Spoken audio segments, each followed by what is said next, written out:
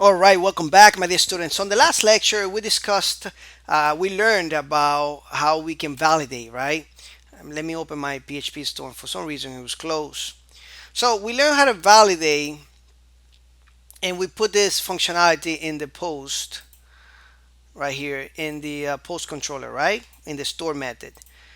So our post create was redirecting us every time we try to create a post without putting anything in there, as you can see right here.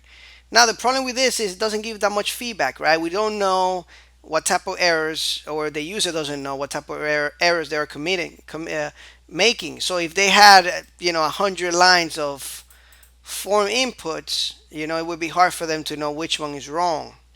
So to display errors, and that's what I'm getting at, we need a functionality. Now when this automatically fails, all these errors are going to be saved in a errors variable like this, errors. Okay, and that's going to be available throughout the whole application. Now this, we need to create a group. All right, and I'll show you right now. After we create, actually, as a matter of fact, let's go ahead and do that right now. Let's go to routes. Right here on routes, we need to create a group.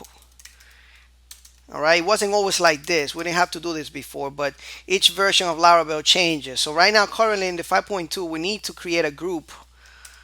All right, and if guys, even if you are on lecture 7, 8, or 9 version, or 20 or 100 version of Laravel, at the end of this course, I will always keep updating it. So that way, if we create another future course, it will be updated to the recent version that is available at that time. Okay, so always look at the last lectures, or the sections that we say, it was different on 5.7, or Laravel 6 was different. You're gonna see those different sections when I update the course. I'm always gonna try to keep this updated as possible. All right, so we're gonna need to create a group, and we need to insert here a middleware. Now we have not discussed about middleware yet, but just know that this is a security feature, and I will explain to you more about that later. But right now the middleware is web. Okay, the second parameter that we pass is a function, closure function, and then we bring it down. Now this route right here, okay, would be, now this, all these routes would be available in this middleware called web. Okay, and we got different kinds of middleware. This is a security feature for Laravel. All right, so if you had another type of middleware here, you can create your own, by the way. I'll show you that in later lectures, but this is for the web. Everything that's going to be available for the web middleware would be available here. All right, everything that we put inside. So if we had another one, and there is another one called auth for authorization, this would be more secure. This would be for users that are already logged into our application. All right, so right now I'm making this web available to everybody. Okay, and this is just because we're creating a very simple application. I'm not gonna make users log in to do this now, because we still have not created like a login application or login functionality yet. Okay, so anyway, let's go back to where we were creating. So now this is available. The errors array, or errors variable, is available to use. All right, for this routes. Okay, so let's go to the create here, and here is super simple. We got to do is do a couple conditions here to make this work. Okay, so let's do if, and let's close it right away so we don't forget, and let's do a condition here. So I'm gonna count. I'm gonna use the function count from PHP. I'm gonna say if the count of errors is actually more than 0, I want you to do something, right? So let's create a little div here. I'm gonna give it a class of alert, then another. This is a bootstrap class. Okay, so let's create a UL, and now we just loop through it.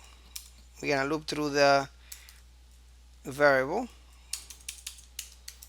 I'm gonna end it for each, I really don't like that indentation, guys. Really don't like it. But anyway, so we're gonna save errors. We're gonna loop through it, and I believe this is a old method as error. There we go. I think I'm doing it correctly. I don't use it. I don't do this much like this by hand because I have a snippet, and I'm gonna show you in a minute how to do that. How to create a snippet in PHP Storm, so that way you don't have to keep writing the same thing over and over. Because as you know, we use a lot of forms, right, in applications. So we're gonna display this error. Okay, there we go. All right, I think we're good. We're set. Let's check it out real quick. All right. All right, so if I don't write anything, you can see that the title field is required and the content field is required. Now, of course, we don't have the input for the content there. We could if we want to uh, do that, and that is coming from here. So now if I do this, we only get that one there. Okay, and of course you can customize the rules, and I explained to you about that before. Okay, where you can just put max, I don't know, 4 characters or something like that. So if I go and do this, the title may not be longer than 4 characters. You see that? Pretty cool stuff. With a simple little code right here, you can make all that happen. All right, so now you know how to create, all right, this validation code and even display the errors already. So you're golden, guys. You're really doing awesome if you're following me and you're learning all this stuff. Really cool stuff, right? Anyway, thank you so much for watching, and I'll see you in the next lecture.